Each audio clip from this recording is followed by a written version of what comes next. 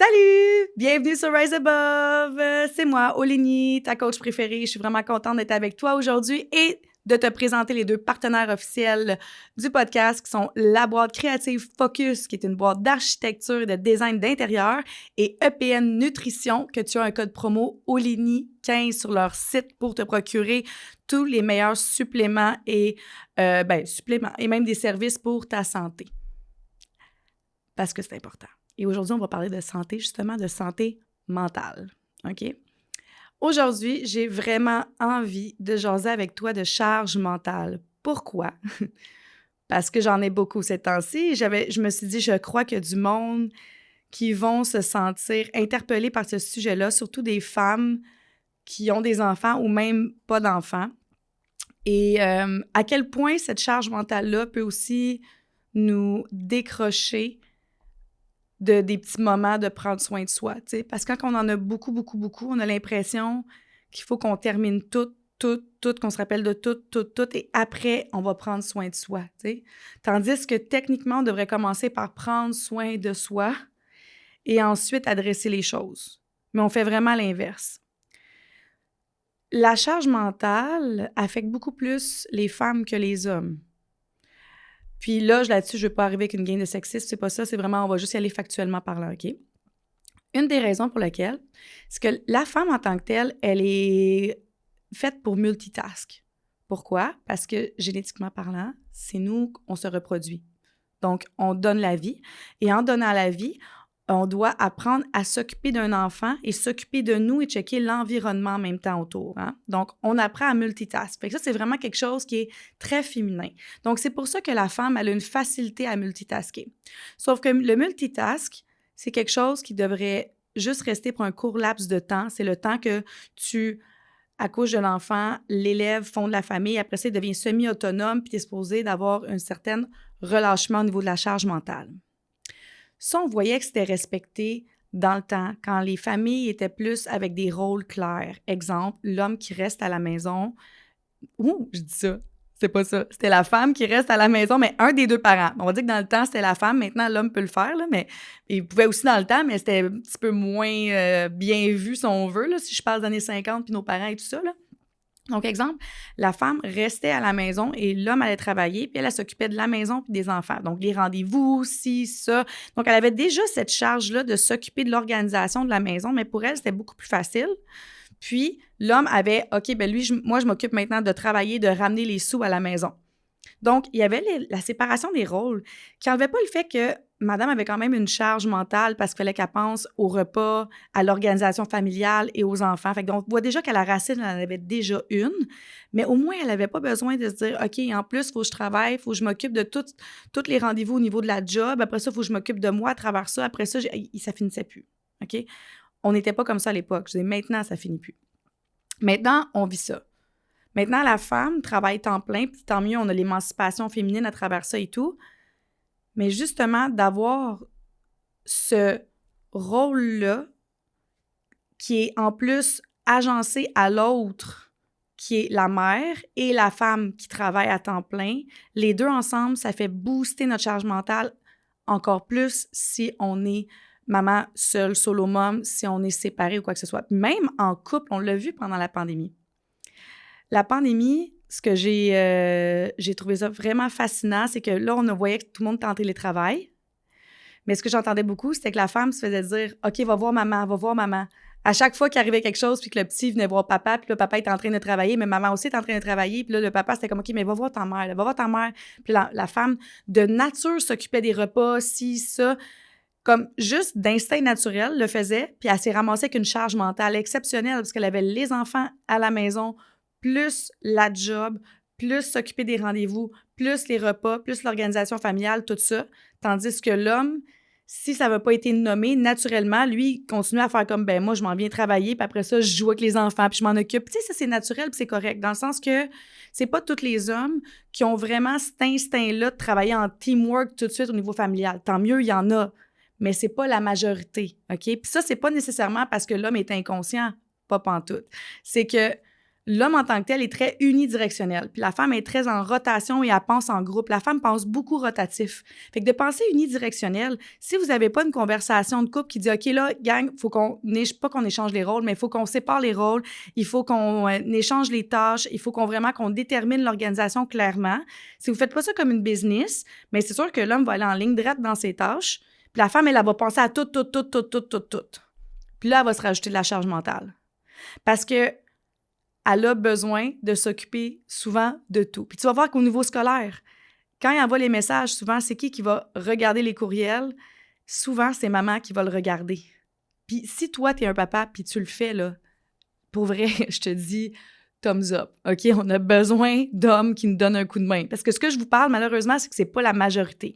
Puis des fois, quand je fais des exemples comme ça, je sais qu'il y a des hommes qui m'écrivent, ils font comme « Hey, mais c'est pas vrai, moi je fais ci, moi je fais ça. » Puis je suis comme « OK, c'est cool, parfait, mais ce que je te parle d'un concept de majorité, tu sais. » Puis là, ce qui arrive, là, je parlais juste des courriels. Fait que les courriels, souvent, c'est la femme, elle les reçoit, l'homme les reçoit, puis là, c'est la femme qui répond. La femme va prendre le rendez-vous chez le médecin. Le ci, le ça. Ou sinon, si elle le fait pas, il faut qu'elle demande l'aide de son chum parce qu'il le fera pas de soi. OK? Ça amène énormément de charge mentale. Ensuite, la femme, actuellement, elle a un blueprint de vouloir plaire qui est incroyable. Mais ça vient depuis qu'on est petite, là. Parce que quand t'es une petite fille, tu te le fais dire dès que t'es jeune, hein? Si t'es facile puis t'es calme, tu te fais dire « Wow! » C'est le fun. Elle est tellement une bonne fille. Elle est le fun, elle est calme, elle est douce, elle est facile. Fait que là, on tombe en people pleaser vraiment très, très, très tôt. Tu me suis? Donc, en tombant en people pleaser très, très tôt, quand on arrive au niveau de la charge mentale, quand on a trop, qu'est-ce qui se passe? On fait comme, hey, je vais déplaire là, si je le fais pas. Si je réponds pas, je vais déplaire. Si je fais pas les muffins pour l'école, je vais peut-être me faire juger, j'aurais peut-être pas l'air d'une bonne mère. Là, ça passe. Tandis que monsieur, lui, il est muffins pour l'école. Pas grave, là, on va aller chez IGA, puis on va l'en acheter. Mais la mère, souvent, fait comme, non, il faut les faire. Mais non, on va l'en acheter, là, t'as pas le temps, là. Tu sais, lui, il a une solution claire, directe. Charge mentale trop, parfait, solution. Ça, c'est parfait. Moi, j'adore les hommes pour ça, là. Quand on tombe en mode solution, quand on tombe, nous, en mode charge mentale, moi, je suis là, merci de nous aider à être dans notre solution. Mais souvent, la femme, quand elle tombe en mode charge mentale, après ça, elle tombe dans le contrôle aussi. Puis là, ça augmente l'effet de la charge mentale de vouloir tout contrôler pour que ça se passe d'une bonne façon. Parce que ça, inconsciemment, c'est toi, avec ton anxiété, de ta charge mentale, qui tombe là-dedans parce que tu te dis, OK, si moi j'ai toutes les solutions, ça va calmer mon anxiété, mais en même temps, tu t'empêches de déléguer, OK? Puis quand tu délègues, oui, tu vas décharger ta charge mentale et en même temps, il faut que tu acceptes que ça ne sera pas fait à ta façon, OK? Et que tu acceptes le fait que ça se peut que ça ne te plaise pas, OK? Puis que tu tombes de la peur de jugement. Tu arrêtes de tomber dans la peur du jugement.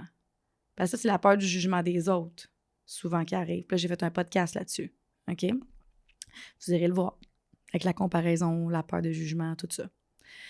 Ce que j'explique par rapport à ça, c'est que la peur de décevoir amène la peur de déplaire, la peur de déplaire amène la peur du jugement, ça fait une grosse rotation, tout le temps. Puis c'est là qu'on tombe dans le people-pleasing.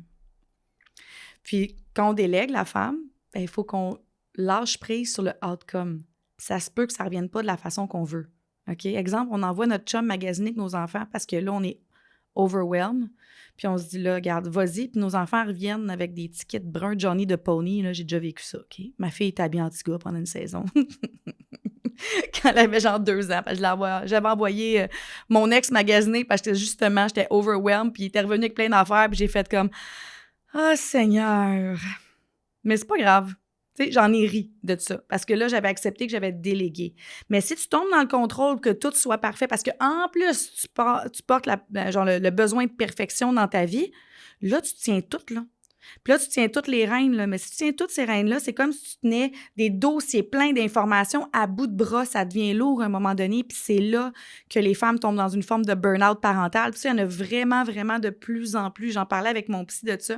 Il disait que oui, on voit que les enfants, ils vivent de plus en plus d'anxiété, mais souvent, c'est parce qu'ils sont encadrés par des parents épuisés.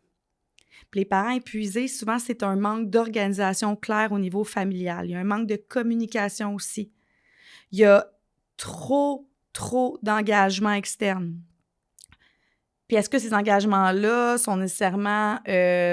sont tous valides, mais est-ce qu'ils sont nécessaires? Des fois, non. Tu sais, d'arriver à faire comme, OK, là, il faut aller au camping. OK, là, il faut faire ci telle fin de semaine. OK, il faut faire telle activité. OK, notre enfant, il faut qu'il joue au hockey, il faut qu'il joue au soccer. On a un qui doit faire de la piscine. Après ça, il faut aussi qu'il fasse du violon. Mais là, tout ça, là, c'est de la charge mentale pour toi aussi, là. Vraiment, là, de te souvenir de tout ça. Parce qu'un engagement à un cours, c'est énorme, OK? Si tu l'engages à 3 cours pour faire plaisir ou pour justement dire, OK, ben moi, mon enfant va se développer de plein de façons, mais toi, ça augmente ta charge aussi parce que tu vas avoir 2 fois plus d'engagement. Puis là, après ça, tu veux te garder une vie sociale. Après ça, tu veux voir ta famille. Tu vois tout ce qui se passe autour de ça. Les parents tombent épuisés et les enfants aussi au bout de la ligne. Un des trucs numéro 1 pour commencer à se libérer de cette charge mentale-là, selon moi, c'est de se faire des listes en début de semaine avec ce qui est important, puis écrire urgent et non urgent. OK? Donc, important, urgent, non urgent, puis tu peux faire une ligne non important, quelque part. Ça se peut, ça, qu'il y a des choses qui sont non importantes. Donc, quand tu vas gérer tes catégories, les importants urgents, c'est à régler dans les premiers jours. Les importants non urgents, donne-toi un deadline pour ça. OK? Vraiment. Laisse-toi du lousse. Ensuite, crée-toi un système avec ton chum ou même avec ton ex ou avec ta blonde si vous êtes un homme puis vous écoutez ce podcast-là. Créez-vous un système vraiment, ou même avec vos enfants si vous avez des ados. Moi, j'ai des ados. Donc, un système de séparation des tâches. OK? Après ça, au niveau des courriels et tout, parce qu'on en reçoit plein, bien, checkez si des fois, vous n'avez pas une mamie qui peut vous aider. Tu sais, des fois, on a nos parents qui sont vraiment disponibles aussi. Ça peut être genre, hey, mamie, tu peux-tu prendre tel rendez-vous? Tu peux-tu aller à tel rendez-vous avec ma fille ou avec mon fils? Créez-vous une connexion, un système autour de vous autres, un petit village pour vous aider à relâcher cette charge mentale-là. OK? Puis apprenez à dire non.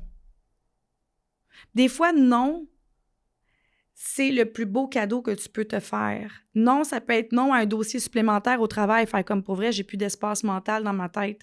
Non à une sortie avec des amis que t'es comme, hey, j'aurais vraiment besoin juste de m'écraser pour faire du Netflix à soir, puis c'est correct, tu sais.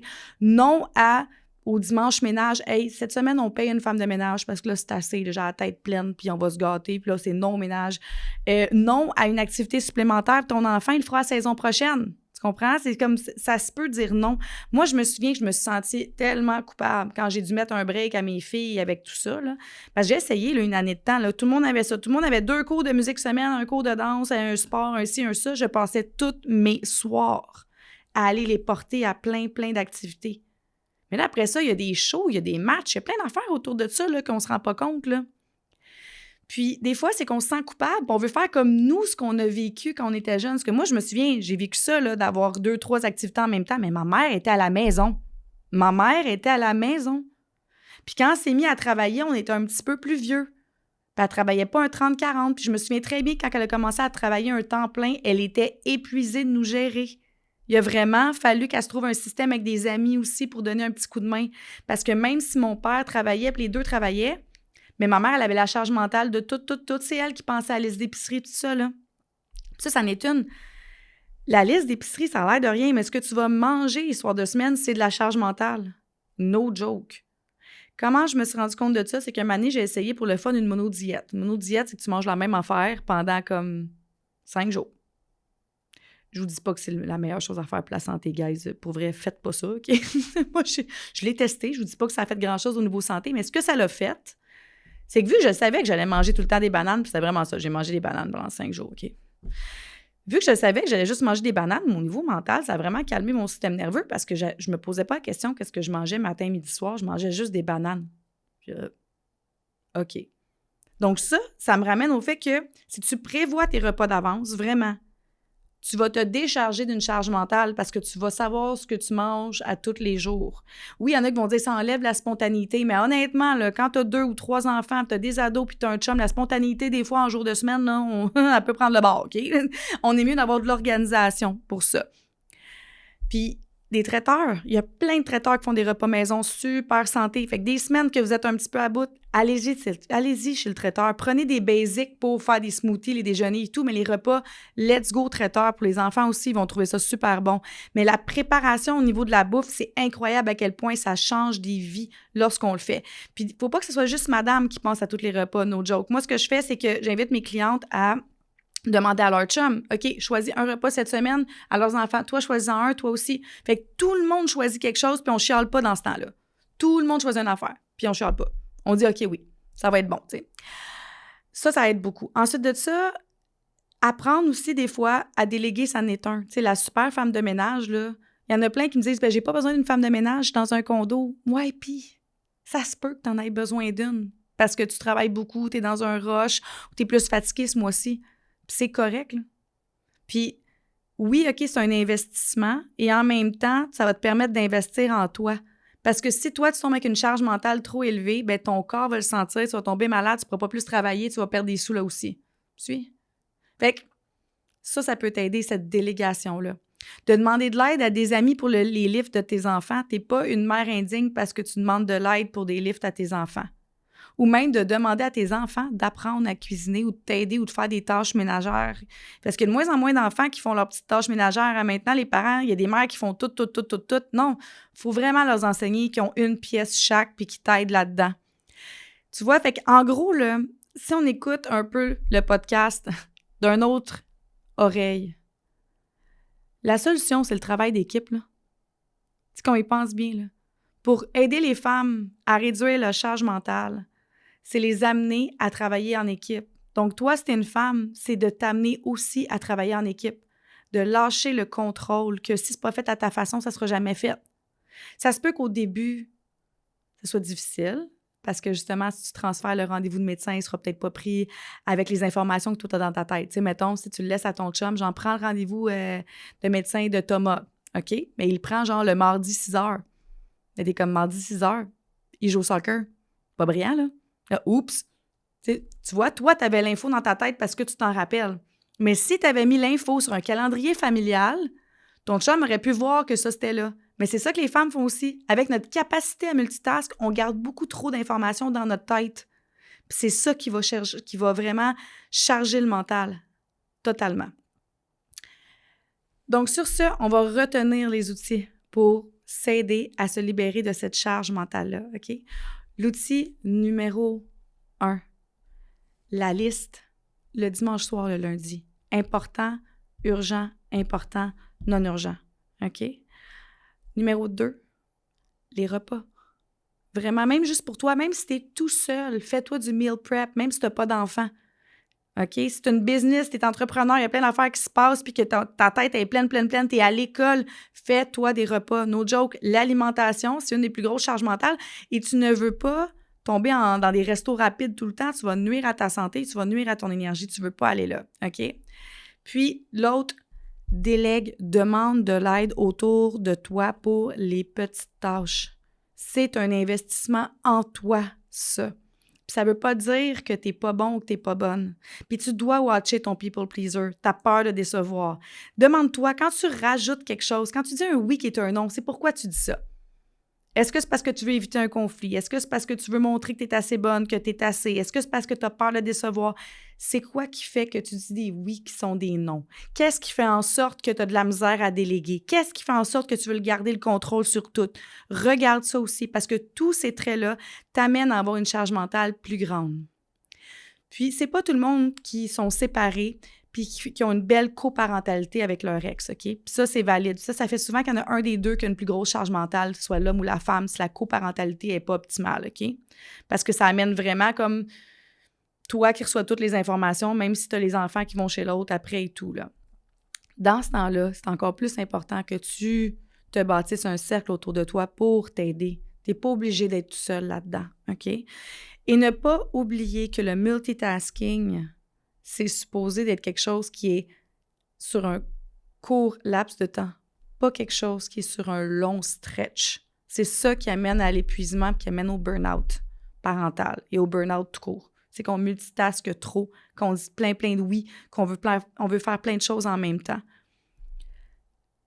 Prendre soin de soi, après, on s'en va avec nos petits éléments de charge mentale. Donc, on ouvre nos dossiers. Si tu ouvres tes dossiers puis que tu es déjà overwhelmed, il n'y a rien qui va rentrer encore, OK? Alors voilà, j'espère que cet épisode-là t'a mis en lumière certains concepts autour de la charge mentale. J'espère aussi que ça t'a amené comme un peu de validation. De faire comme « Aïe, je vis ça, c'est vrai, j'ai ce trait-là. » C'est vrai que c'est wrong, c'est vrai que je me sens pas super bien là-dedans, c'est vrai que je me sens étouffée, je me sens essoufflée aussi. Tu sais, des fois, c'est tout ce que ça amène, la charge mentale. On est essoufflé à jongler, on se sent étouffé par le stock qui nous arrive. Puis les seuls moments qu'on a une pause, c'est quand on dort. Puis des fois, il y a des gens qui ont tellement de charge mentale qu'ils en font de l'insomnie parce que la tête, elle tourne toute la nuit. Ça, c'est un signe aussi. Fait que j'espère que ça t'a aidé d'avoir ces outils-là pour toi aujourd'hui, puis que ça t'a éclairé sur le sujet, puis que tu vas aller chercher l'aide dont tu as besoin pour te libérer de cette charge mentale-là afin d'avoir beaucoup plus de liberté à l'intérieur de toi et vivre une vie plus fluide.